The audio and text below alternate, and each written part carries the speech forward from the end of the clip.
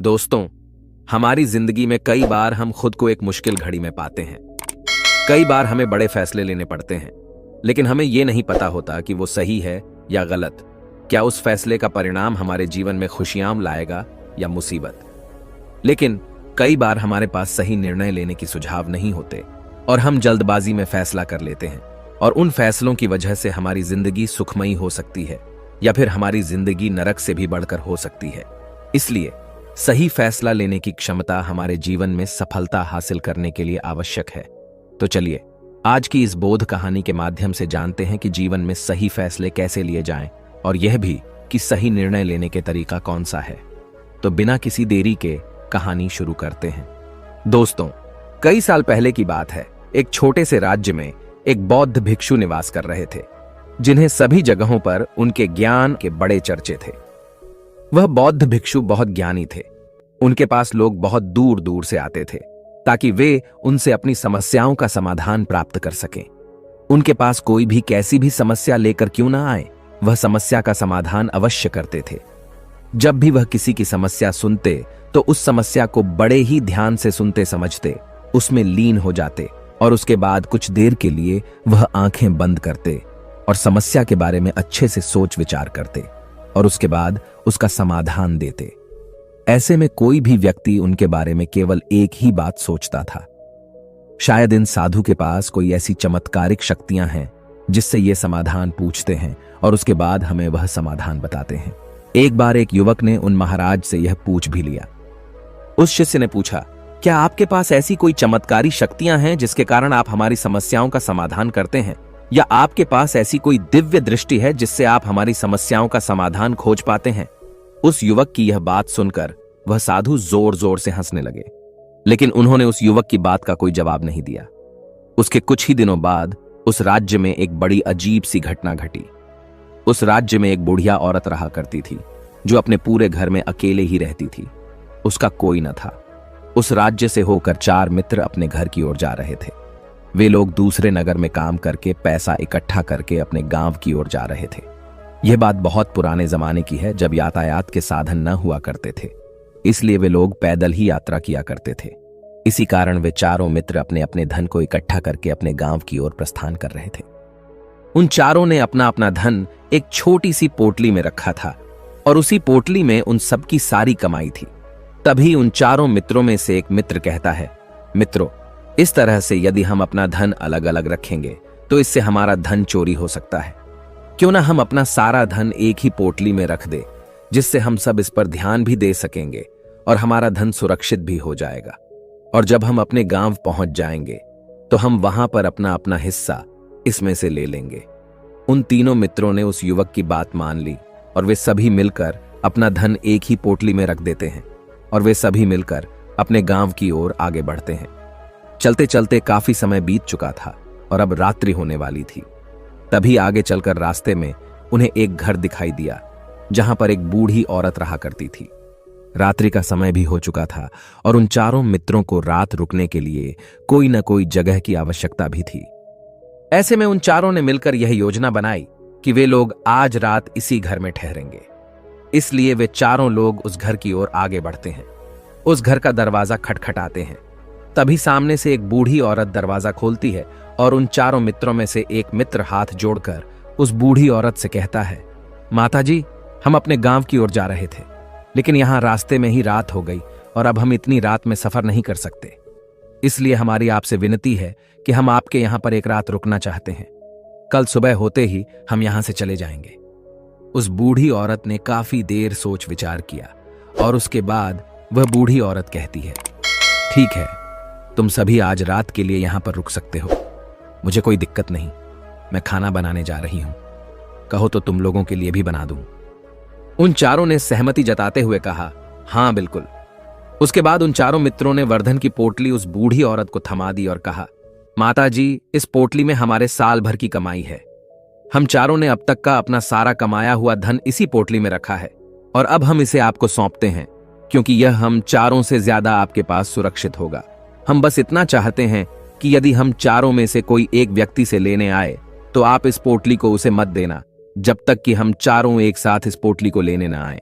तभी वह बूढ़ी औरत कहती है, ठीक है बेटा, यदि तुम चारों एक साथ आओगे तभी मैं इस पोटली को आपको सौंपेंगी। और वैसे भी आप लोग तो सुबह यहां से चले जाने वाले हैं। मैं आपको सुबह ही यह पोटली थमा दूंगी। वह धन की पोटली उस बूढ़ी औरत को थमाकर चारों मित्र निश्चिंत हो जाते हैं कि अब उनका धन सुरक्षित है, और वे लोग खाना खाकर सो जाते हैं। अगली सुबह जब वह चारों उठते हैं तो सभी लोग अपनी आगे की यात्रा के लिए तैयारियां शुरू कर देते हैं। उन चारों नौजवानों में से एक नौजवान थोड़ा सा बदमाश था। वह अपने उन तीनों मित्रों से कहता है, भाइयों, इस बूढ़ी औरत ने हमारी रात भर खातिरदारी की है, हमें अच्छा भोजन खिलाया, सोने के लिए अच्छी जगह दी, रात भर यहां सर छुपाने के लिए एक अच्छा मकान दिया, और हमने अब तक उसके लिए कुछ नहीं किया। वह बूढ़ी औरत अकेले ही खेतों में काम कर रही है। क्या हम सभी यहां से जाने से पहले इस बूढ़ी औरत की मदद नहीं कर सकते? उस बदमाश नौजवान ने मन ही मन यह योजना बना ली थी कि वह किसी तरह से भी उस बुढ़िया से पोटली हासिल करके ही रहेगा। बाकी के तीनों मित्र उसकी बातों में आ जाते हैं और वे सभी मिलकर उस बुढ़िया की मदद करने अर्थात खेतों में काम करने के लिए चल पड़ते हैं। वे सभी मिलकर खेतों का काम कर ही रहे थे कि तभी वह बदमाश नौजवान अपने बाकी तीनों मित्रों से कहता है, मित्र, मुझे जोरों की प्यास लग गई है, मैं जरा उस बूढ़ी औरत से पानी मांग कर लाता हूं। वह बाकी मित्र भी अब काफी थक चुके थे, उन्हें भी जोरों की प्यास लगी थी, इसलिए वह तीनों मित्र उसे वहां से जाने की अनुमति दे देते हैं।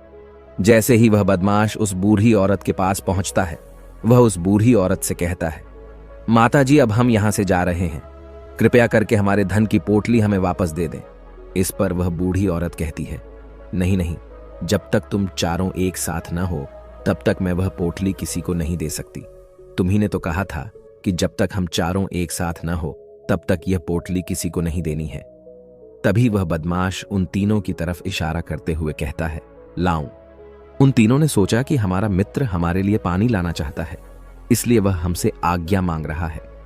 तभी उन तीनों मित्रों ने इशारे में उस युवक से कहा, हाँ हाँ ठीक है, ले आओ। ये देख उस बुढ़िया को यह लगने लगा कि अब ये चारों यहां से जा रहे हैं और यह अपनी पोटली मांग रहे हैं, इसलिए उस बुढ़िया ने वह कोट लाकर उस बदमाश के हाथों में रख दी और वह बदमाश उस पोटली को लेकर वहां से चला गया और बाकी के तीनों मित्र अपने खेत के काम में व्यस्त हो जाते हैं। कुछ देर के बाद जब वह तीनों खेत का काम करके वापस लौटते हैं और बुढ़िया से कहते हैं, माता जी, हमारा मित्र जो यहां पानी पीने आया था वह कहां गया? इस पर वह बुढ़िया कहती है, क्या वह पानी पीने आया था? पर वह तो कह रहा था कि हम चारों जा रहे हैं, कृपया करके हमारे धन की पोटली हमें थमा दे। तब तीनों बड़े आश्चर्य होकर उस बुढ़िया से कहते हैं, माता जी, हमने भला कहां वह पोटली मांगी थी, हमें तो प्यास लगी थी और हमने पानी के लिए इशारा किया था। तभी बूढ़ी औरत उन तीनों से कहती है, परंतु अब तो वह पोटली लेकर जा चुका है। तभी वह तीनों मित्र सर पकड़कर रोने लगते हैं और कहते हैं, माता जी, उसमें हमारा सारा कमाया हुआ धन था जो वह अकेले लेकर भाग चुका है। हमने तो आपको कहा था कि जब तक हम चारों एक साथ न आए तब तक आपको वह पोटली किसी को नहीं देनी है, फिर आपने ऐसा क्यों किया? इसमें आप ही की गलती है। हमने आपको उस पोटली की हिफाजत के लिए रखा था और आपने उसे एक ऐसे आदमी के हाथों में दे दिया जिसने हमारा सारा धन हमसे लूट लिया। हम बर्दाश्त नहीं करेंगे, हम राजा के पास जाएंगे और राजा से आपकी शिकायत करेंगे, न्याय की मांग करेंगे। अब तो इस बात का राजा ही फैसला करेंगे। तीनों नौजवान क्रोधित होकर राज दरबार में पहुंच जाते हैं और अपनी सारी समस्या उन राजा को बता देते हैं। जब वह राजा उन तीनों नौजवानों की बात ध्यानपूर्वक सुनता है तो वह तुरंत ही उस बुढ़िया को राज दरबार में पेश होने का आदेश देता है। राजा के आदेश पर राजा के सैनिक तुरंत ही उस बूढ़ी औरत को राज दरबार में पेश करते हैं और राजा भरी दरबार उस बूढ़ी औरत को दोषी करार कर देता है और कहता है, तुम्हें वह पोटली उस अकेले व्यक्ति को नहीं देनी चाहिए थी। जब उन्होंने तुमसे कहा था कि जब तक वह चारों एक साथ उस पोटली को लेने ना आए तब तक तुम्हें वह धन किसी को नहीं देना चाहिए था।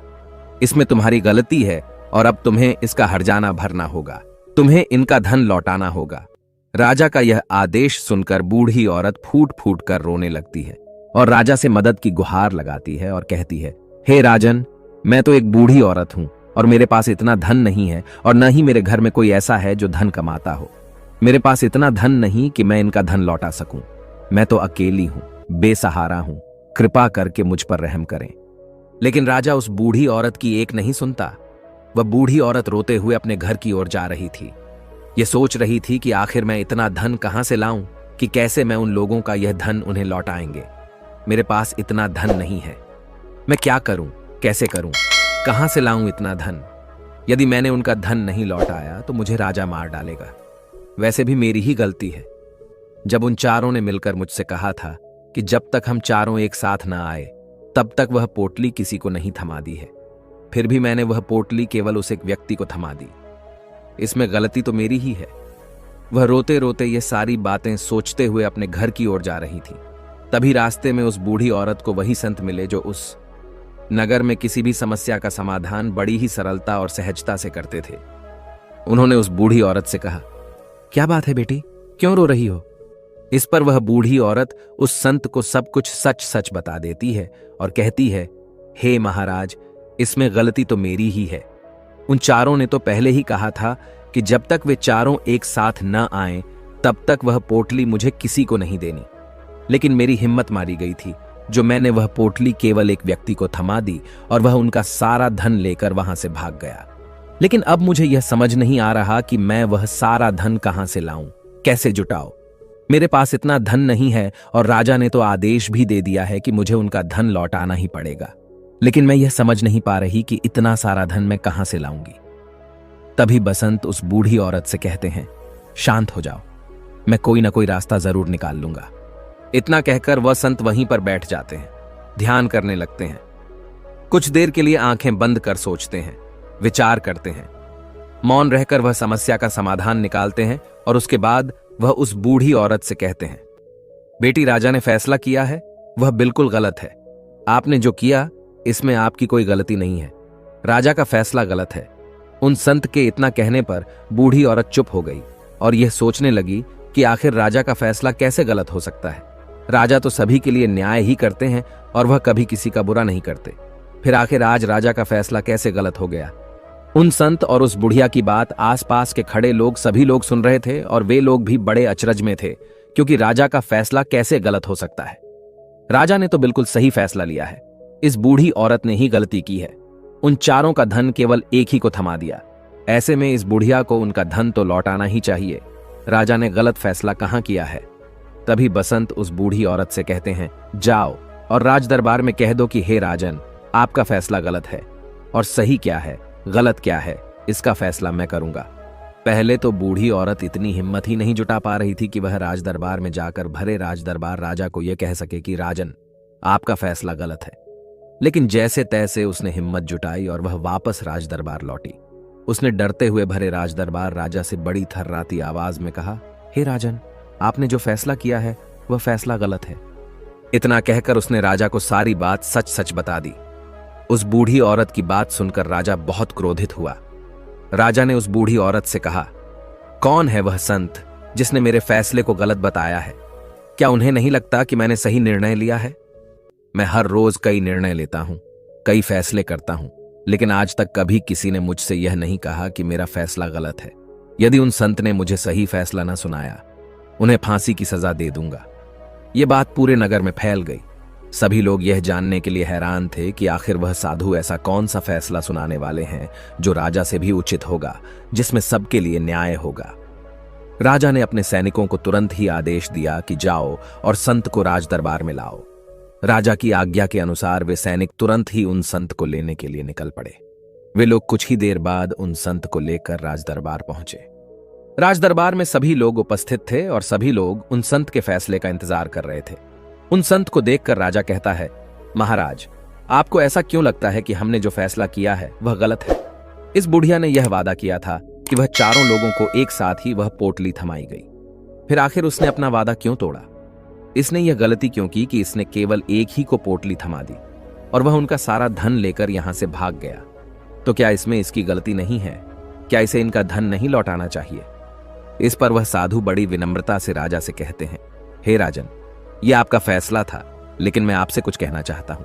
इस पर राजा कहता है, ठीक है, कहिए, आप क्या कहना चाहते हैं? इस पर वह साधु बड़ी विनम्रता से राजा से कहता है, हे राजन, जैसा कि वादा किया गया था कि पोटली एक साथ उन चारों को ही दी जाएगी, तो अभी तो यह केवल 3 है। चौथा कहां है? तो इनसे कहिए कि यह लोग यहां से वापस जाएं और अपने उस चौथे मित्र को यहां लेकर आएं, तभी इनका धन वापस किया जाएगा। और वादा भी ऐसा ही किया गया था कि जब तक चारों लोग एक साथ न हो तब तक उनका धन उन्हें नहीं लौटाया जाएगा। और यदि यह बूढ़ी औरत इन तीनों को धन लौटा देती है तो यह बूढ़ी औरत अपना वादा तोड़ देगी और यह सही नहीं है। इसलिए यदि आप चाहते हैं कि इनका धन लौटाया जाए तो पहले इनसे कहिए कि ये लोग जाएं और अपने उस चौथे मित्र को यहां पर वापस ले आएं। उस राज दरबार में हर कोई इस बात को सुनकर बहुत खुश हुआ।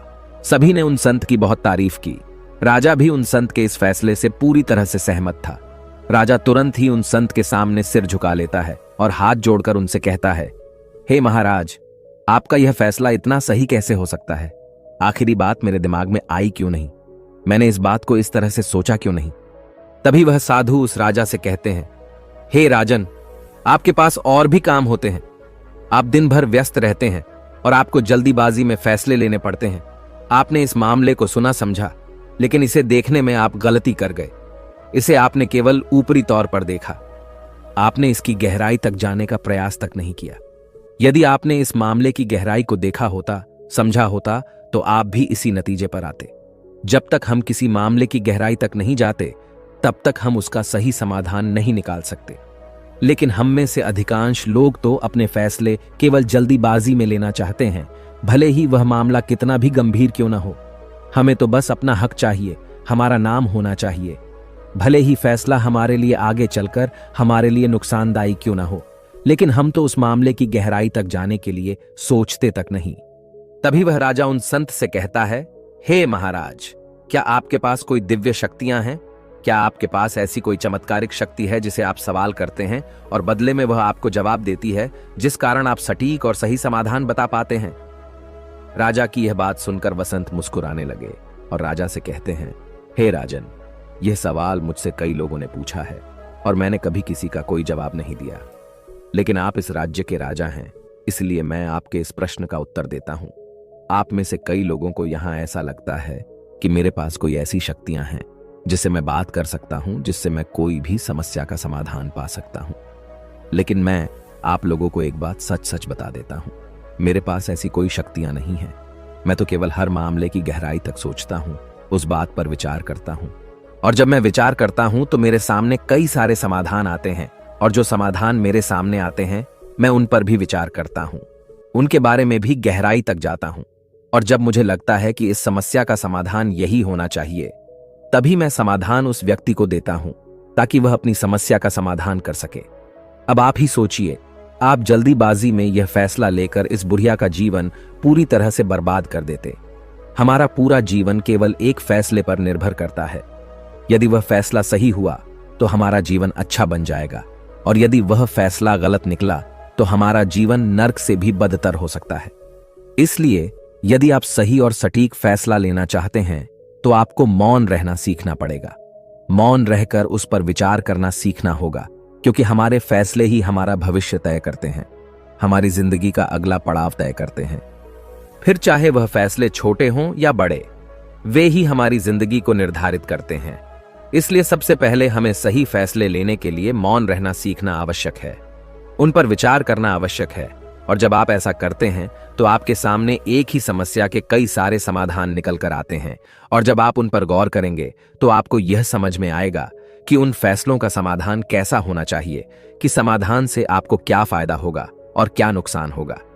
या उस समाधान पर सोच और विचार करने पर ही आप उसे समझ सकते हैं, और तभी आप यह निर्णय भी ले सकते हैं कि क्या यह समाधान उचित रहेगा या नहीं।